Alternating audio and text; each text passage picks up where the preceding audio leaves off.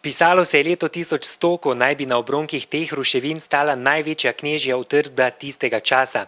Ker je grad večkrat zadela strela, so na njem lepo vidni različni stili gradnje iz različnih obdobij. So ohranjene sledi prazgodovinske poselitve in kasno antične, kar je povsem logično, tako zavarovanje lege tik nad reko in v varnem zavetju gozdov in ravninskih predelov teh plodnih ravnic. V zadnjem času pa so vse glasnejše tudi ugibanja o zakladu, ki naj bi se skrival nekje v kletnih prostorih, ki so trenutno še zasipani. To so zgodbe, ki se pravzaprav ohranjajo in razvijajo in prenašajo na vseh gradovih.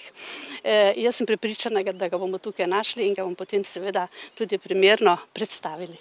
Tudi mariborski župan si želi, da bi čim prej izkopali kakšnih 5000 kvadratnih metrov veliko območje, saj ima z njim smele načrte. In da prije do enega muzeja na odprtem, ta del bi naj bil pokrit, do ene sprejemne pisarne na spodnji strani in do prelepega razgleda mesta Maribor, kjer bi predvsem vabil turiste na to območje, da to območje piramide tudi uredimo. Sicer bodo v poletnih mesecih z izkopavanji prenehali, nadaljevali bodo spet avgusta.